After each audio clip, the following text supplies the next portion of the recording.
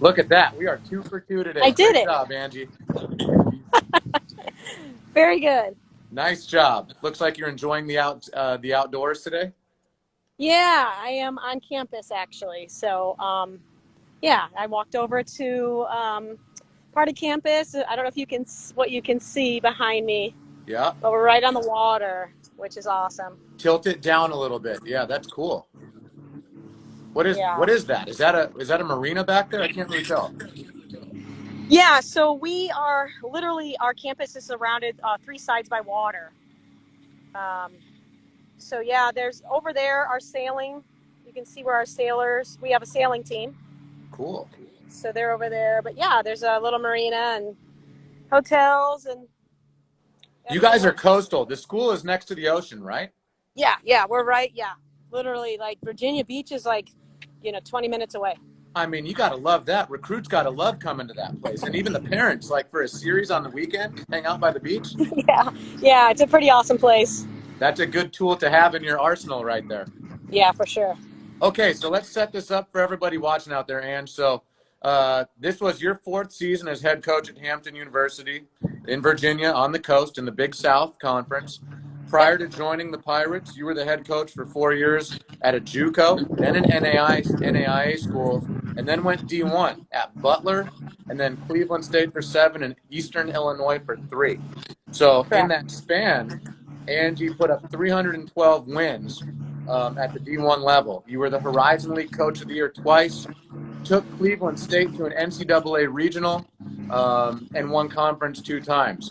Also important is that you were an alma mater. That was your alma mater, Cleveland State, where you Yep. were a 2-time all-conference catcher.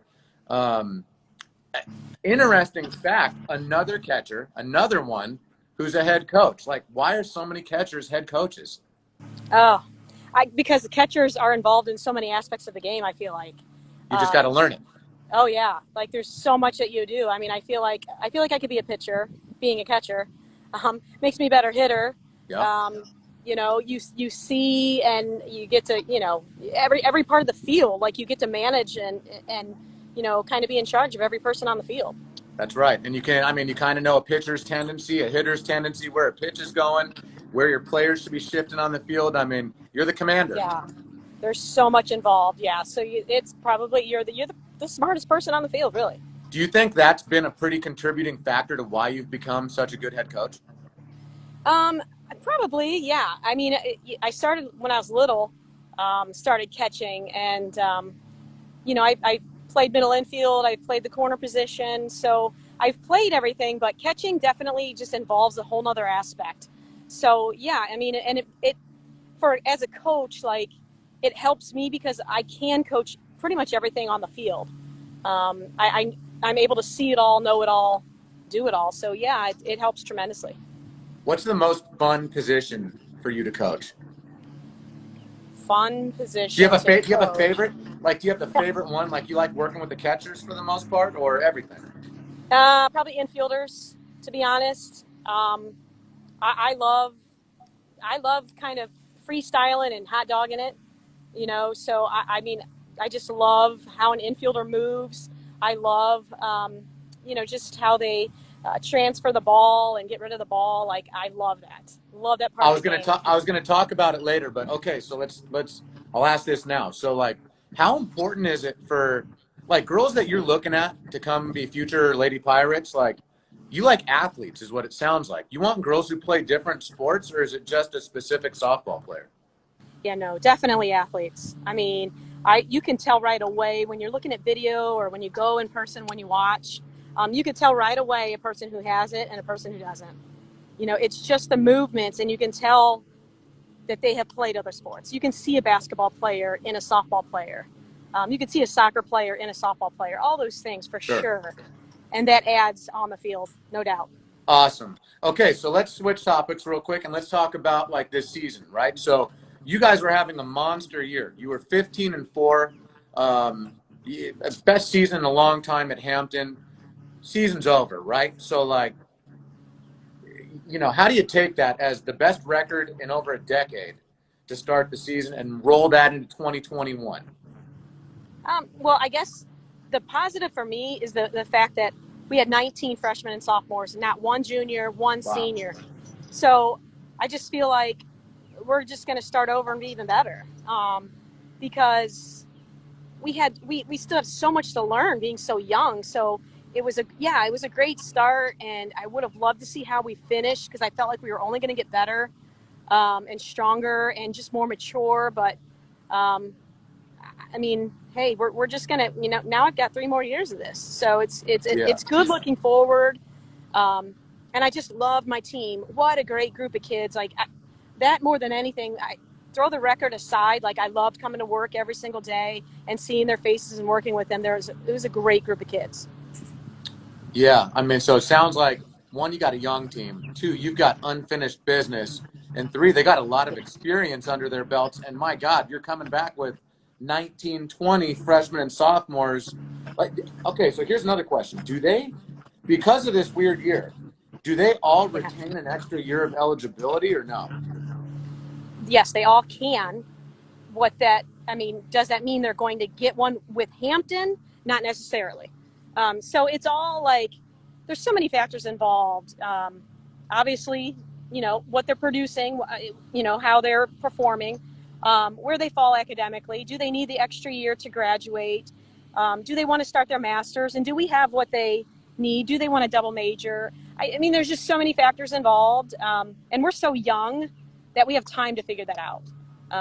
Yeah, But even if they wanted to go and use that extra year somewhere, like graduate here, and then they still have that extra year and go on to grad school somewhere, they could use it somewhere else. So there's lots of got it. options here for them. Okay, so you were talking about how much like you love your team and like sounds like they gelled really good this year, and you're looking, that your players were bought in. So, what kind of a player is it that you look for in a Lady Pirate? Oh, well, again, as we go back to the whole athletic thing, an athlete, someone who has the it factor as they walk around, like somebody who has a lot of confidence when they play the game. Um, Very talkative. They just own their position. Like, you can see them as soon as you walk up to the field, and they're just different. Um, those are the types of kids that we've been trying to get after and bring to campus, and get here into our program. Um, Fast. I like speed. Again, usually comes along with athleticism. Yep, So all those things, and just people who swag. I mean, swag, if you want to use that sure. word, but like, who just truly take ownership in themselves and what they do and walk around with that. Leading by example. So I mean, you've got a little league legend on your team, Yeah, Monet Davis, yeah, and she was your starting second baseman this year. Listen, I remember when she was at Little League World Series because I was out there in Pennsylvania, and she was passionate, she was fiery. So I mean, that sounds like that's the type of player you're looking for. yeah. She she definitely carries herself very well. Um, she owns what she does. There's no doubt about that. But the kid, one thing about her is she's probably the most humble kid you'll ever meet in your entire life. I mean, I've never met somebody like her. Um, you would never know how famous she is if you didn't know. Like, she would never speak on it. She doesn't ever talk about it. She doesn't really necessarily want that tag. She wants to be normal. But you talk about a competitor, I don't care what it is. That kid's a competitor. Like, she gets after it and she wants to win no matter what it is. Hey, are you okay? And that's, I mean, she's part of a team now. She's on Hampton University. She's a Lady Yeah, Pirate. She's one of the 18 to 20 girls on the team. Can you yeah. teach somebody that competitive spirit, or are you just born with that? Um, I Like, is it think, something kids can work on at home? oh my God, like, listen, I try every day. I have 4 children of my own, Yep. and I've got three that have it, and I've got one that doesn't.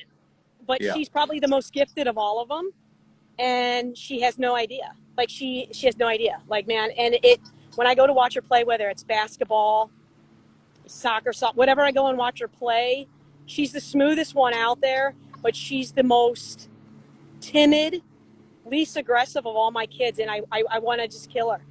and I don't get it. And her, like, we'll get in the car, and I'm like, hey, listen, man, you look good.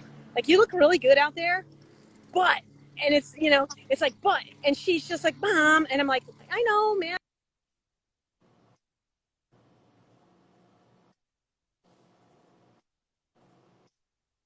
All the time.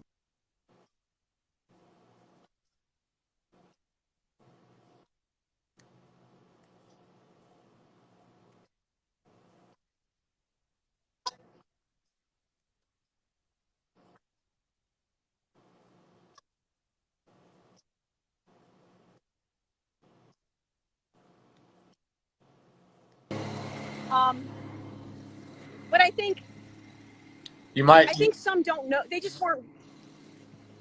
I think some weren't raised like that. If that makes sense.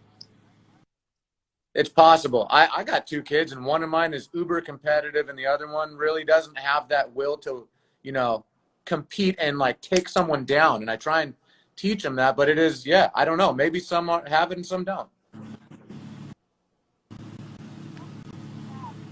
Are you there? You were cutting out a little bit. Yeah, I don't know what's happening, man.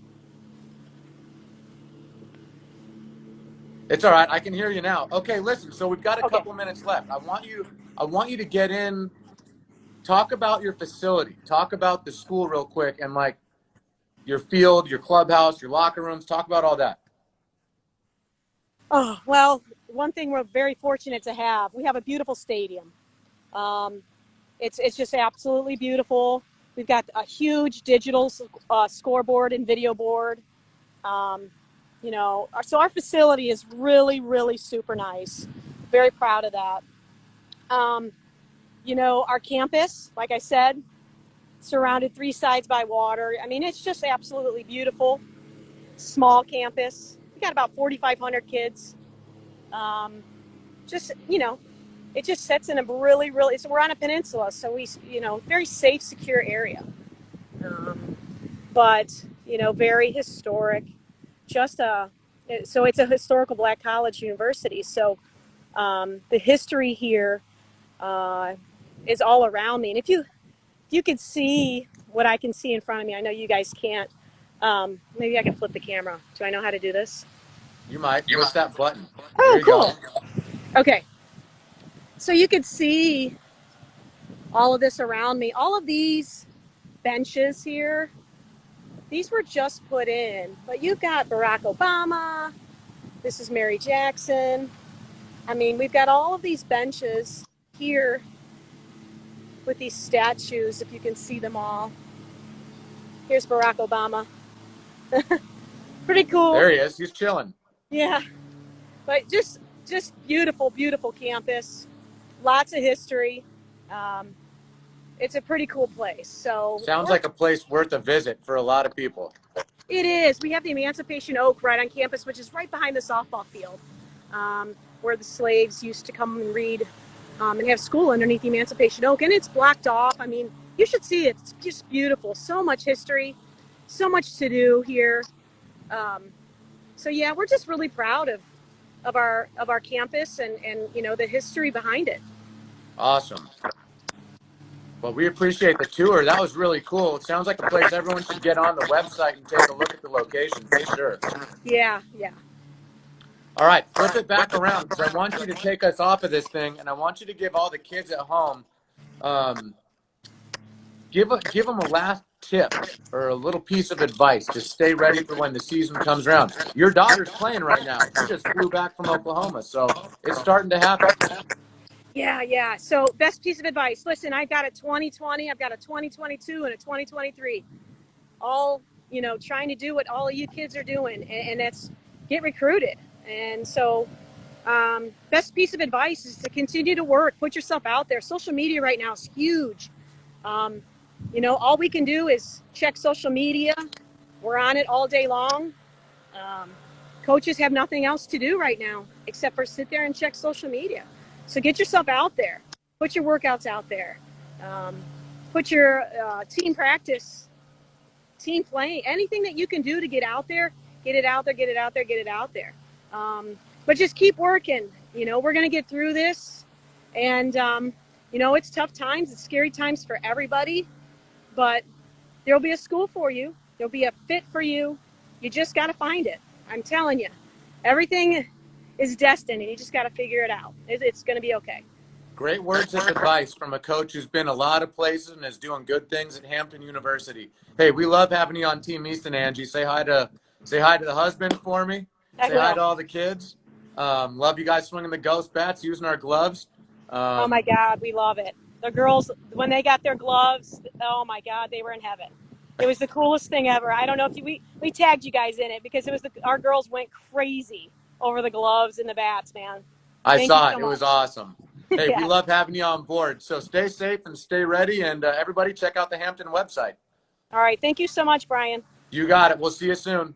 All right. Bye bye.